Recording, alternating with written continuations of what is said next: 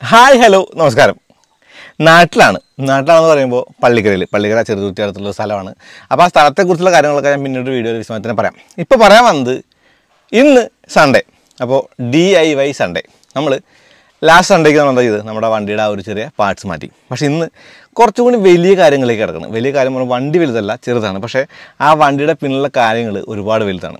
അതായത് 1900 അല്ലെങ്കിൽ വേണ്ട അത്രയും പിന്നാക്കും വേണ്ട 2008 ഞാൻ എൻ്റെ ആദ്യ ബൈക്ക് മേടിച്ചു. ഒരു ബജാജ് പൾസർ 150 DTSI വന്നിട്ട് ആ ഡിജിറ്റൽ മീറ്റർ ആയ ഒരു വണ്ടിയാണ്, അലവിലൊക്കെ വണ്ടി. അത് മേടിച്ചിട്ട് മേടിക്കാനായിട്ട് ഞാൻ കുറേയധികം കഷ്ടപ്പെട്ടു കേട്ടോ. ആ കഷ്ടപ്പാടിൻ്റെ കഥകളും അതുമാത്രമല്ല, അത് മേടിച്ചിട്ട് റീസ്റ്റോർ ചെയ്ത് ടെസ്റ്റ് കൊടുക്കുക എന്നുള്ള ഒരു ലക്ഷ്യമുണ്ട്. ടെസ്റ്റ് കൊടുക്കുക എന്ന് പറയുമ്പോൾ അതിന് കുറച്ച് സെൻറ്റിമെൻറ്റ്സുള്ള വണ്ടിയാണ്. അതുകൊണ്ട് തന്നെ അത് തിരിച്ച് മേടിച്ചു. ഇനിയിപ്പോൾ ജൂണിൽ അതിൻ്റെ ആ ഒരു കാലാവധി തീരുകയാണ് 2023. അപ്പോൾ അത് കാലാവധി തീരുന്നതനുസരിച്ച് അതിൻ്റെ ഒരു ടെസ്റ്റ് കൊടുത്തിട്ട് ശരിക്കും പുതിയ വണ്ടി പോലെ മിൻറ്റ് കണ്ടീഷനാക്കി കൊണ്ടു നടക്കാം എന്നുള്ള ഒരു പ്ലാനിലാണ്. ഓടിക്കലൊന്നും ഉണ്ടാവില്ല, എടുത്തു വയ്ക്കലായിരിക്കും. പക്ഷേ ആ വണ്ടിക്ക് ഒരുപാട് പ്രത്യേകതകളുണ്ട്. ആ കഥകളിലേക്കൊക്കെ കിടക്കുന്നതിന് മുന്നേ ഞാൻ എന്താണ് ആ വണ്ടി ഇന്ന് ചെയ്യാൻ പോകുന്നത് പറയാം. ശരിക്കും ഒരു ദിവസം കൊണ്ട് ഒരു വണ്ടി റീസ്റ്റോർ ചെയ്യാൻ പറ്റില്ല. അപ്പോൾ നമുക്ക് ആദ്യം അത് അഴിച്ചിട്ട് അതിന് എന്തൊക്കെ പ്രശ്നങ്ങളുണ്ടെന്ന് അറിയണം. എനിക്ക് തോന്നുന്നു എഞ്ചിൻ ഒരു ചെറിയ വെള്ളപ്പൊക്കെ വരുന്നുണ്ട്. എനിക്കൊരു എഞ്ചിൻ അഴിച്ച് പണിയുന്ന ഒരു സംഗതി വരെ ചെയ്യേണ്ടി വന്നേക്കാം. പക്ഷേ നമുക്ക് ആദ്യം ആ വണ്ടിയിൽ നിന്ന് ഡിസ്മാൻഡിൽ ചെയ്യാം പറഞ്ഞാൽ കംപ്ലീറ്റ് അഴിച്ച് പറിച്ച് അസ്ഥി കൂടെ രൂപത്തിലാക്കാം. എന്നിട്ട് ആ എഞ്ചിനും അല്ലെങ്കിൽ ആ ഒരു ഫ്രെയിമും ആ അലോയ് വീലുകൾ നമുക്ക് പെയിൻറ്റ് ചെയ്യണം.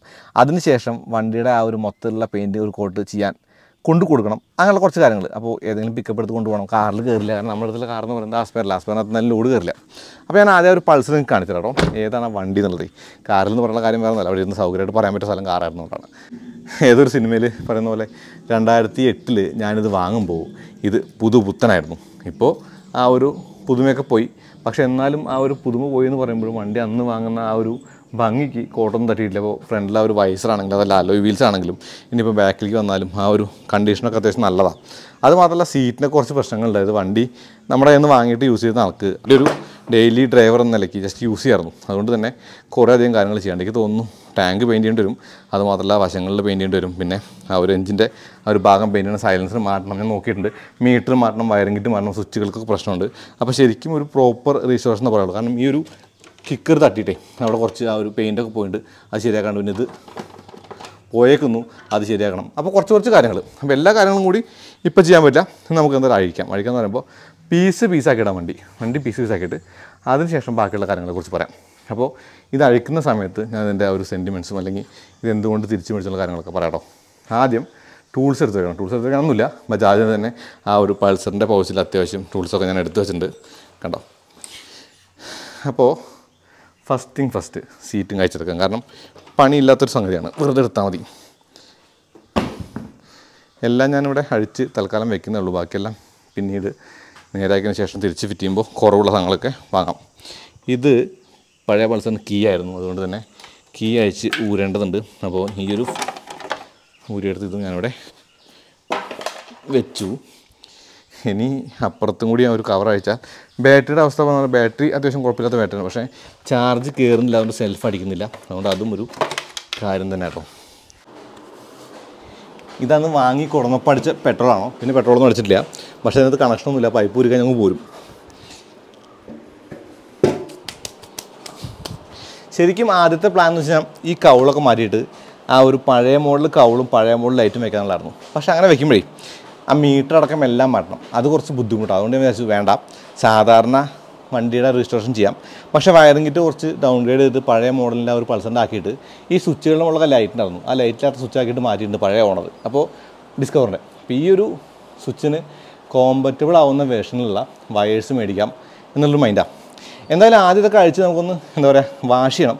അതിനുശേഷം പിന്നെ സ്റ്റാർട്ടാവില്ല. വയറിംഗ് കിറ്റ് മാറി കഴിഞ്ഞ് റണ്ണിങ് കണ്ടീഷനാക്കിയിട്ട് വേണം ഇത് പെയിൻറ്റ് ചെയ്യാൻ കൊടുക്കാൻ. ശരിക്കും ഞാൻ പൾസർ മേടിക്കുമ്പോൾ ഈ സാധനം ഇല്ല, ഇത് ഞാൻ എക്സ്ട്രാ വെച്ചതാണ്. അന്ന് 220 മാത്രമേ ഈ സാധനം വരുള്ളൂ, 180 കിട്ടുന്നുണ്ട്. പക്ഷേ പിന്നീട് മറ്റേതായിരുന്നു, പഴയ മോഡലായിരുന്നു യൂസ് എന്ന് തോന്നി. പക്ഷേ എന്നെ തപ്പിയിട്ട് കിട്ടിയില്ല. എന്തായാലും ഇപ്പോൾ അയക്കണം. ഈ ഒരു 2 കൊമ്പുകൾ, ഈ പിന്നിലെ കൗളും LED ലൈറ്റൊന്നും പറ്റില്ല, കാരണം ഇതൊക്കെ അടിച്ചു പോയി കഴിഞ്ഞു ഓൾറെഡി. പക്ഷേ വേറെ മേടിക്കേണ്ട ആവശ്യമില്ല, ഒന്ന് ഉരച്ച് പെയിൻറ്റ് മതി. ഈ ഒരു കൗൾ കൂടി ഊരെടുത്തിട്ടുണ്ട്. അപ്പോൾ ഇതാണ് ആ ഒരു ഫ്രെയിമിൻ്റെ അവസ്ഥ. ശരിക്കും പറഞ്ഞാൽ നമുക്ക് വേണമെങ്കിൽ ആ ഒരു പഴയ മോഡലിലേക്ക് ഇതാക്കാൻ പറ്റും. ഞാനൊന്ന് ചിന്തിക്കട്ടെ എന്താ ചെയ്യാൻ പറ്റുന്നത്. അടുത്ത് ഈ ഒരു ക്രാഷ് ഗാർഡ് ഊരി എടുക്കുക. ഞാൻ കഷ്ടം വെച്ചതാണ്. DIY സൺഡേ വേണ്ടിയിട്ട് കൂടെ അൻസാറുണ്ട്, അവനാണ് ഹെൽപ്പ് ചെയ്യുന്നത്. ഹായ് പറടാ. ഓക്കെ.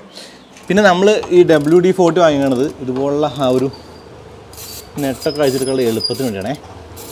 ഇത് സ്പ്രേ ചെയ്താൽ സംഭവം വേഗം പോരുന്നാണ് പറയണത്. അപ്പോൾ സൈലൻസറാണ് ഞാൻ അഴിക്കേണ്ടത്.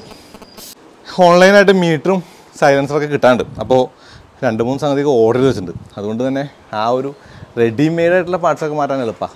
അതിന് പെയിൻറ്റ് ചെയ്യേണ്ട ഒരു ചടങ്ങ് മാത്രമേ ഉള്ളൂ. പെയിൻറ്റ് നമുക്ക് വീട്ടിലിട്ട് ചെയ്യാൻ പറ്റില്ലാത്തതുകൊണ്ടാണ്. അത് ആ ഒരു ഹീറ്റും കൂടിയും ഏറ്റെടുക്കേണ്ട പെയിൻറ്റ് വേണ്ടേ. അതുകൊണ്ടാണ് ശരിക്കും, ഇല്ലെങ്കിൽ പെയിൻറ്റ് കൂടി നമുക്ക് തന്നെ ചെയ്യാമായിരുന്നു. അപ്പോൾ സൈലൻസർ കൂടി സൈലൻസ് ഊരിയിട്ട് പൾസറിൻ്റെ സൈലൻസർ സൗണ്ട് കേൾക്കാൻ പറ്റും. അവിടെ കാർബറേറ്ററിനകത്തുള്ള പെട്രോളേ ഉള്ളൂ. നമ്മൾ സംഭവം എന്താ പറയുക, ആ ഒരു ടാങ്കെല്ലാം ഊരേക്കാണ്. കീ എവിടെ? മീറ്ററൊന്നും ഇല്ല, അതൊക്കെ ചത്തു. അതായത് അതൊന്നും വർക്ക് ചെയ്യുന്നുണ്ടാവില്ല. സ്വിച്ചുകളും മാറ്റിയിട്ടുണ്ട്. എന്തായാലും ഒന്ന് കിക്കടിച്ച് നോക്കാം കേട്ടോ എങ്ങനെ ഉണ്ടെന്നുള്ളത്.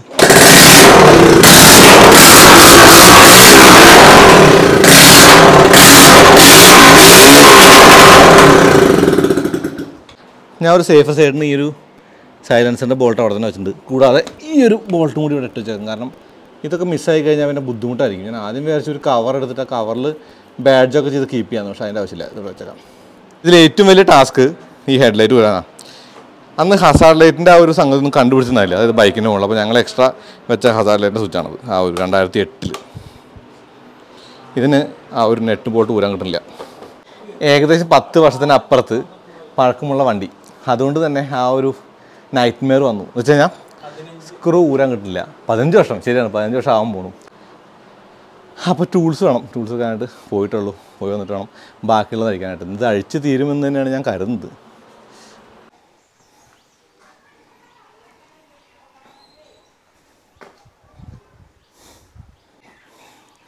ബാക്കിലെ വീൽ ഊരാൻ ബാക്കിയുണ്ട്. അത് തൽക്കാലം ഊരുന്നില്ല, ഒന്ന് വാഷ് ചെയ്യട്ടെ, അതിന് ശേഷം ഊരാം. ഫ്രണ്ടിൽ വീൽ തിരിച്ച് ഫിറ്റ് ചെയ്യും. കാരണം കറക്കി ഓടിച്ചുകൊണ്ട് വേണം അത് നമുക്ക് എന്താ പറയുക ആ ഒരു വാഷ് ചെയ്യാൻ കൊണ്ടുവന്നിട്ട്. വയറിംഗ് കിറ്റ് മാറണം. മെയിൻ പരിപാടി വയറിംഗ് കിറ്റ് മാറാനുള്ളതാണ്. അപ്പോൾ വയറിംഗ് കിറ്റ് വാങ്ങാനുണ്ട്. ബാറ്ററി ചാർജ് ആക്കുന്ന ആ ഒരു സംഗതി കൂടി സെറ്റ് ചെയ്യണം. എന്താ ആ ഒരു യൂണിറ്റ് കൂടി മാറണം. അപ്പോൾ അഴിച്ചെടുത്ത കാര്യങ്ങൾ ഇപ്പോൾ സീറ്റ് മുതൽ ആ ഒരു സീറ്റ്, സൈലൻസർ, കവറുകൾ ക്ലിപ്പൊക്കെ പോയിട്ടുണ്ട്. നേരെ കണ്ട് മീറ്റർ വർക്ക് ചെയ്യില്ല. ഹെഡ് ലാമ്പ് നല്ല ക്വാളിറ്റിയാണ്. ടാങ്കും ഒന്ന് പെയിൻറ്റ് ആവാതെ ലീക്കൊന്നുമില്ല. ആ കവളും കൊള്ളാം. LED ടൈൽ ലാമ്പ് മാറ്റേണ്ടി വരും, കുഴപ്പമില്ല. അപ്പോൾ ഇത്രയും സാധനങ്ങൾ നമ്മൾ ഊരി പീസാക്കി എടുത്തിട്ടുണ്ട്. അപ്പോൾ ഊരൽ മഹാമഹം കഴിഞ്ഞു. ഇനി കഴുകൽ മഹാമഹമാണ്. അപ്പോൾ അതെനിക്ക് തോന്നുന്ന ഒരു ഫ്രണ്ട് വീല് ഫിറ്റ് ചെയ്തിട്ട് കഴുകാൻ പറ്റുള്ളൂ. അപ്പോൾ വയറിങ്ങിൻ്റെ കാര്യം പറയുമ്പോൾ ഈ ഒരു ഇൻഡിക്കേറ്റർ വയർ മുതൽ ഇങ്ങോട്ട് തുടങ്ങിയിട്ട് ഈ ഒരു ഇതിനകത്ത് കൂടെ പോയി കണ്ടോ, ഈ വയറിംഗ് കിറ്റ് മൊത്തത്തിലാണ് മാറുള്ളത്. അപ്പോൾ ശരിക്കും വാങ്ങിയിട്ട് വേണം മാറാനായിട്ട്. പിന്നെ ഈ ഒരു സ്വിച്ച് കൂടി മാറേണ്ടതുണ്ട്. ഇതാണ് ഞാൻ ആ വണ്ടിയിൽ നിന്ന് വലിച്ചു പറിച്ചെടുത്ത വയറിംഗ് കിറ്റ്. ഇനി പുതിയത് വാങ്ങിയിട്ട് ഇതങ്ങ് റിപ്ലേസ് ചെയ്യണം. ശരിക്കും ക്ലിപ്പുകളായതുകൊണ്ട് വലിയ ബുദ്ധിമുട്ടുണ്ടാവില്ല കേട്ടോ. ഞാൻ വീണ്ടും കാറിനകത്ത് വന്ന് കയറി വന്നതിൻ്റെ കാര്യം എന്ന് പറയുന്നത് വേറെ ഒന്നല്ല, 2-3 കാര്യങ്ങൾ. ഒന്നെന്ന് പറയുമ്പോൾ നല്ല വെയിലുണ്ട്. അത് മാത്രമല്ല ഇത് ഊരിയപ്പോൾ ഈ ഒരു ഊരിൻ്റെ ആ ഒരു ടയർഡ്നെസ് ഉണ്ട്. അപ്പോൾ ക്ഷീണം കൊണ്ട് കൂടിയാണ്. ശരിക്കും അത് ഊരി, അതായത് ഫുൾ ഡിസ്മാൻഡിലാക്കിയിട്ടുണ്ട് ഓൾമോസ്റ്റ്. ഇനി സംഗതികൾ ഫിക്സ് ചെയ്തിട്ട് അത് എല്ലാം ചെയ്തിട്ട് ആ ഒരു ഫിറ്റ് ചെയ്യുമ്പോൾ ഫുള്ളായിട്ടുള്ള വീഡിയോ വേണോ, അതല്ല എല്ലാം കഴിഞ്ഞിട്ട് പ്രൊഡക്റ്റിൻ്റെ എൻഡിൽ ആ ഒരു എൻഡ് പ്രൊഡക്റ്റ് വേണോ എന്നുള്ളത് നിങ്ങൾ കമൻറ്റ് കൊടുക്കും. അപ്പോൾ ഞാൻ നേരത്തെ പറഞ്ഞ കാര്യമുണ്ട്, കഥ പറയാമെന്നുള്ളത്. ആ കഥ കൂടി പറഞ്ഞിട്ട് വേണം നമുക്ക് ഈ വീഡിയോ അവസാനിപ്പിക്കാനായിട്ട്. കഥയിലേക്ക് വന്നാൽ ശരിക്കും നമ്മളെ ഫാമിലി അത്ര വലിയ ഒരു സെറ്റപ്പുള്ള ഫാമിലി ആയിരുന്നില്ല. അമ്മയും അച്ഛനൊക്കെ ജോലിക്ക് പോയിട്ട് നമ്മളങ്ങനെ ജീവിച്ചിരുന്നൊരു കാലം ഉണ്ടായിരുന്നു. അപ്പോൾ 13 വയസ്സിൽ എന്നെ കലാമണ്ഡലത്ത് കൊണ്ട് ചേർത്ത്. പിന്നെ ഹോസ്റ്റൽ ലൈഫൊക്കെ ആയിട്ട് അങ്ങനെ പോയി. അത് കഴിഞ്ഞ് ഞാൻ ആ ഒരു വിദ്യാഭ്യാസമൊക്കെ കഴിഞ്ഞപ്പോൾ ഞാൻ ശരിക്കും എറണാകുളത്തേക്ക് പോയി എന്ന് പറയുമ്പോൾ കൊച്ചിൻ സ്പെഷ്യൽ എക്കണോമിക് സോണിൽ BPO ഓപ്പറേറ്ററായിട്ട് ജോലിക്ക് കയറി. അങ്ങനെ ജോലിക്ക് കയറിയ സമയത്ത് ആ ഒരു ജോലിയുടെ ഒരു മൂർധന്യാവസ്ഥയിൽ നിൽക്കുന്ന സമയത്ത് ഞാൻ ആ ജോലി രാജിവെച്ചിട്ട് UI ഡെവലപ്പർ എന്നുള്ളതിൻ്റെ ഏറ്റവും ബേസ് ആയിട്ടുള്ള വെബ് ഡിസൈനർ എന്ന് പറഞ്ഞിട്ടുള്ള ചെറിയൊരു പോസ്റ്റിൽ തൃശ്ശൂർ കമ്പനി കയറി. അപ്പോൾ തൃശ്ശൂർ കമ്പനി കയറിയപ്പോൾ പോയി വരാനായിട്ട് കമ്പനിയിൽ നിന്ന് ഒരു ബൈക്കൊക്കെ ഉണ്ടായിരുന്നു. ആ ബൈക്കൊക്കെ വെച്ച് അങ്ങോട്ടും ഇങ്ങോട്ടും പോകുന്നുണ്ടായിരുന്നു. പക്ഷേ അത് മതിയായിരുന്നില്ല. അങ്ങനെ ശമ്പളമൊക്കെ വളരെ കുറവായിരുന്നു. ഒരു ഏകദേശം എനിക്ക് തോന്നുന്നു ഒരു 3500 രൂപ 4000 രൂപ ആ ശമ്പളത്തിലാണ് ഞാൻ വർക്ക് ചെയ്യുന്നത്. അവിടുന്ന് അങ്ങോട്ട് തിരിച്ച് കൊച്ചിക്ക് വന്നിട്ട് കൊച്ചിയിലെ ടെക് വൈസ് എന്ന് പറഞ്ഞ കമ്പനിയിലാണ് ഞാൻ പിന്നെ ജോലി ചെയ്തത്. അപ്പോൾ ടെക് വൈസിലെ സഹോദരങ്ങൾ ഇപ്പോഴും അവിടെ ജോലി നടക്കാറുണ്ടെന്ന് എനിക്കറിയാം. കുറേ പേരൊക്കെ പേഴ്സണലി അറിയാം, എല്ലാവർക്കും ആയി. അപ്പോൾ അവിടെ വർക്ക് ചെയ്യുന്ന സമയത്ത് ടെക് വൈസിൽ വയ്ക്കുന്ന സമയത്ത് എനിക്ക് ബൈക്ക് വാങ്ങണമെന്നുള്ള ആഗ്രഹം കലശലായി.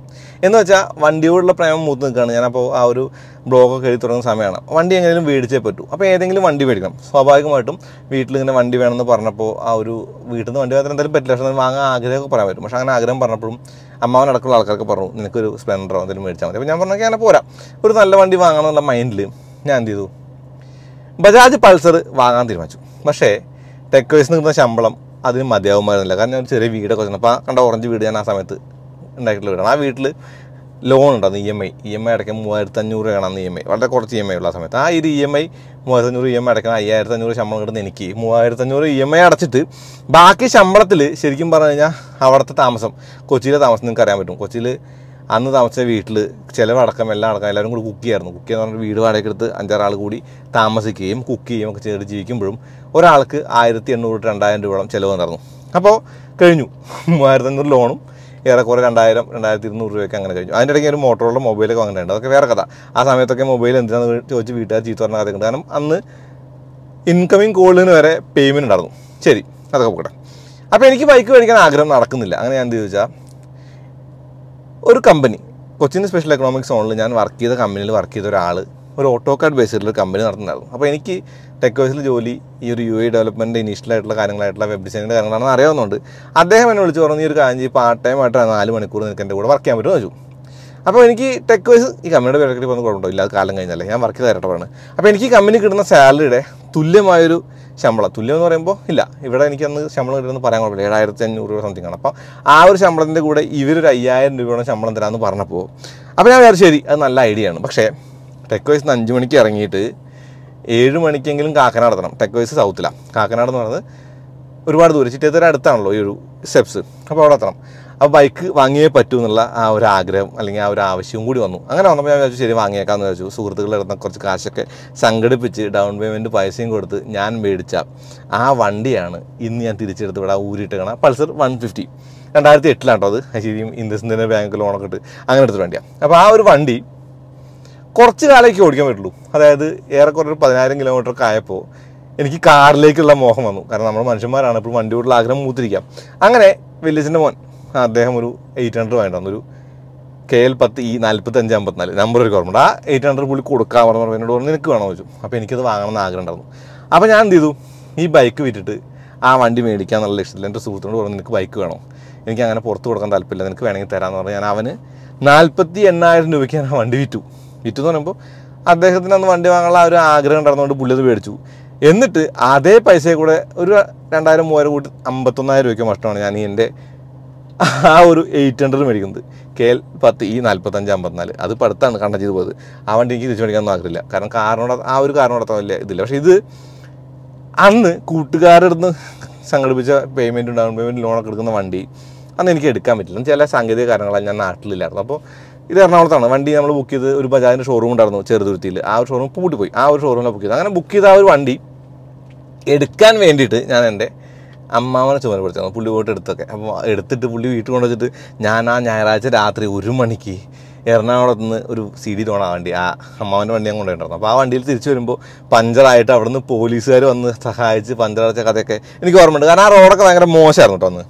അപ്പോൾ ഇത്രയൊക്കെ കാര്യങ്ങളുണ്ട്. അത് മാത്രമല്ല അച്ഛൻ മരിക്കുന്നതിന് മുന്നേ അച്ഛനും എന്താ പറയുക, അച്ഛൻ ഒരു എന്താ പറയുക സാധാരണ യാത്രയൊക്കെ ചെയ്യുന്നത് സൈക്കിളിലൊക്കെ യാത്ര ചെയ്യുന്നതാണ്. അപ്പോൾ അച്ഛനെ ഞാൻ ആ ബൈക്കിൽ കൊണ്ടുപോയിട്ടുണ്ട്, പള്ളത്തേക്കൊക്കെ കൊണ്ടുപോയിട്ടുണ്ട്. അപ്പോൾ അതൊക്കെ ഒരു മെമ്മറി എടുക്കുന്ന വണ്ടിയാണ്. പിന്നെ അത് മാത്രമല്ല ഈ വണ്ടി കൊടുത്ത് വാങ്ങിയ കൂട്ടുകാരൻ എന്ത് ചെയ്തു, നീ ഇത് ആദ്യമായിട്ട് മേടിച്ച ബൈക്കല്ലേ, ഞാൻ പേരൊന്നും മാറ്റില്ല, അതുകൊണ്ടാണ് പേര് മാറ്റാതെ എൻ്റെ പേരിലാണ് ഓടിച്ചത്. അപ്പോൾ സിംഗിൾ ഓണറാണ് ടെക്നിക്കലി ഇപ്പോഴും ആ വണ്ടി. അപ്പോൾ 15 വർഷം കഴിഞ്ഞു ടെസ്റ്റ് കൊടുക്കാറ്. എനിക്കറിയാം അവനത് ടെസ്റ്റ് കൊടുക്കാൻ പോകുന്നില്ല. അപ്പോൾ ഞാനത് പറഞ്ഞോടെ എനിക്ക് ആ വണ്ടി തിരിച്ചിട്ടേ കൊള്ളാമെന്നുണ്ട്. അപ്പോൾ ഞാൻ ടെസ്റ്റൊക്കെ കൊടുത്ത് നേരായി കൊള്ളാമെന്ന് എനിക്ക് തരുമെന്ന് വെച്ചു. ഒരു റീസണബിൾ പ്രൈസും പറഞ്ഞ് ഞാനത് മേടിച്ച് വീട്ടിൽ കൊണ്ടുവന്ന് വെച്ചിട്ട് ഏകദേശം ഒരു 2-2.5-3 ആഴ്ച അല്ല 1 മാസം കഴിഞ്ഞു. പക്ഷേ എന്നിട്ട് തൊടാൻ പറ്റിയില്ല, കാരണം സമയം കിട്ടിയില്ല.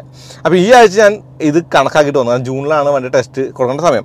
അത് പിന്നെ പണിയണം, പെയിൻറ്റ് ചെയ്യണം. അപ്പോൾ ഞാൻ വെച്ചൊന്ന് അഴിച്ച് ഒന്ന് വാഷ് ചെയ്ത് നോക്കാം, വാഷ് ചെയ്ത് വയറിങ് കിറ്റ് മാറ്റിയിട്ട് എന്താ ചെറുതായിട്ട് എന്തെങ്കിലും ചെയ്ത് പെയിൻറ്റ് ചെയ്താൽ മതിയോ എന്നുള്ളത്, ഫുള്ളായിട്ട് ചെയ്യണം എന്നുള്ളത് നോക്കാമെന്ന് വിചാരിച്ച് അങ്ങനെയാണ് ഞാനിപ്പോൾ ഡിസ്പാൻഡിൽ നിങ്ങൾ കണ്ടത്. അപ്പോൾ ഇത്രയൊക്കെ ഒരു സെൻറ്റിമെൻറ്റ്സ് ഒക്കെ ഉള്ള വണ്ടിയാണ് ആ ഒരു പൾസർ 150. അപ്പോൾ ഈ ഒരു വീഡിയോ എന്ന് പറയുന്നത് ആ ഒരു പൾസറിൻ്റെ ഒരു ജാതകം പോലെ ഒരു ഡോക്യുമെൻ്റായിട്ട് ചാനലിൽ കിടക്കും എന്നുള്ള ഗുണം കൂടിയുണ്ടല്ലോ. അപ്പോൾ അഴിച്ചു വെച്ചിട്ടുണ്ട്. ഇനി നേരാക്കേണ്ട കാര്യങ്ങളൊക്കെ ഉണ്ട്. ഒരു പക്ഷേ ഞാനതെല്ലാം കഴിഞ്ഞിട്ട് റീസ്റ്റോർ ചെയ്തിട്ട് പുതിയ വണ്ടി പോലെ ആക്കിയിട്ട് ആ ഒരു വീഡിയോ ചെയ്യേണ്ടാവുള്ളൂ. അതല്ലെങ്കിൽ ചെറിയ വീഡിയോസായിട്ട് ഷോർട്സായിട്ട് ആ ഒരു വയറിംഗ് കിറ്റ് മാറുന്നൊക്കെ ചെയ്യാം. എന്തായാലും ഈ കാര്യങ്ങളൊക്കെ നിങ്ങൾക്ക് എങ്ങനെ വേണം എന്നുള്ളത് ആൾ കമൻറ്റ് കേട്ടോ. അപ്പോൾ അത്രേ ഉള്ളൂ. അതുപോലെ ഒരു വീഡിയോ ഇവിടെ നിന്ന് കരുതാണ്. സൺഡേ DIY സൺഡേ എന്ന് പറയുന്നത് ഇപ്രാവശ്യം ഒരിത്തിരി സെൻറ്റിമെൻ്റലാണ്. അപ്പോൾ അടുത്ത വീഡിയോ വീണ്ടും വരാം. അതിലേക്ക് നന്ദി, നമസ്കാരം.